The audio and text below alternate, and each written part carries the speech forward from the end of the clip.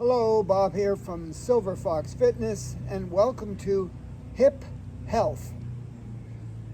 I want to talk to you about the condition known as obliquity, or lateral pelvic tilt. Your pelvis here, where your hips are, can either go forward or go back or from side to side. And when you get into a lateral position where one hip is higher than the other and you get stuck there, you could have major pain in your back and in your hips. Your posture will be compromised. You'll walk with a funny gait and you'll be leaning forward more than usual.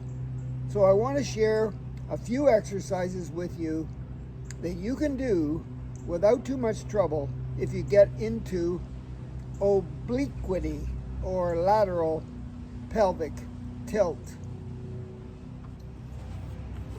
The hip hiker, you just need a step. You want to stand with one foot on the edge of the step sideways and the other leg hanging over the edge. Hold on to something so you can stand as tall as possible. Keep the legs really stiff and straight. Just concentrate on the hip moving down and up where this leg is off the edge.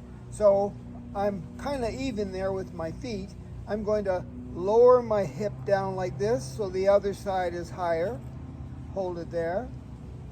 Then I'm going to, after a few seconds, I'm going to lift my hip up.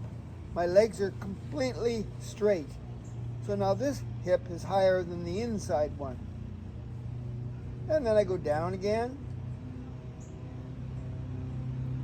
And back up, and down, and up. You can hold it in both positions, or you can just very slowly move through one hip hike to the other. Okay, you can do it on the other side too. Place the foot on the edge of the step there with one leg hanging over the edge. Keep the legs really straight and stiff, and then lower your hip down. Notice the foot goes lower than the step. And after a few seconds, lift it up. And then down. And then up. Okay? I call this exercise the dead bug. Yes, this bug is dead. And you need a broomstick. So take the end off your broom and you got it, right?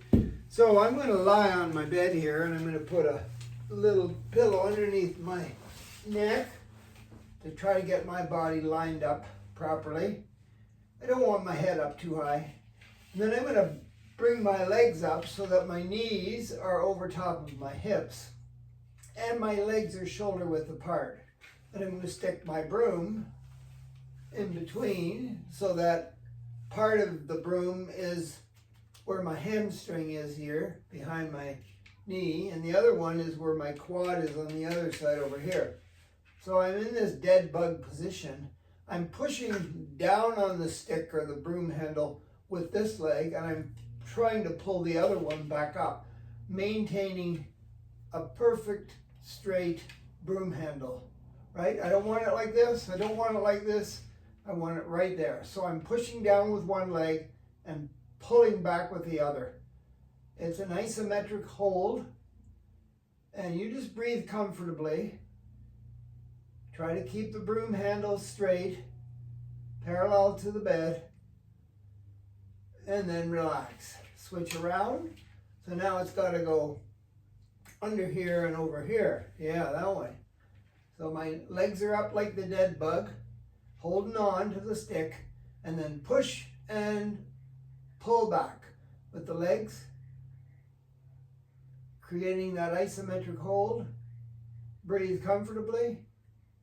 I can probably hold this for maybe 10 seconds and then something happens to my hips and it feels very uncomfortable. But you can do it. I know you can. That should do the trick. It should take your side pelvic tilt and put it back where it belongs. This exercise is called a leg pull. I have Vanna White here. She's lying on the bed. her ankles are hanging over the edge and she's relaxed. She has one problem though, one of her hips is higher than the other. So I'm going to stand here and very, very gently lift her heels up. She's going to let me do this and be relaxed. And then she tells me if I hurt her or if it feels uncomfortable, she'll say, don't do that. Otherwise, I'm going to very slowly lift them up, both of them, not very far, and then I'm going to step back and pull her legs toward me. And she breathes comfortably, and how does that feel? Good. That's good. It feels good. Now I'm looking at the bottom of her feet, and I notice that I think it's her right leg is a little bit longer than the left. So I'm going to relax her legs, and I'm going to take the left leg and lift it up at the heel and gently pull the leg toward me, trying to pull the hip down so that the legs are the same length. Now, most of the work happens with the person who's doing the pulling. And the leg is straight because it's hard to do this. She just gets to relax there and enjoy this. Let me try the other one. Even though this is a little longer, this leg, because of the hip, I'm going to pull it too. So I started off by doing both of them, and then I did one and then the other. That should even out her hips. Thank you, Vanna. Obliquity exercises. Addressing pelvic obliquity through targeted exercises can strengthen weak muscles, stretch tight muscles, and promote better weight distribution, ultimately leading to improved function and reduced risk of injury.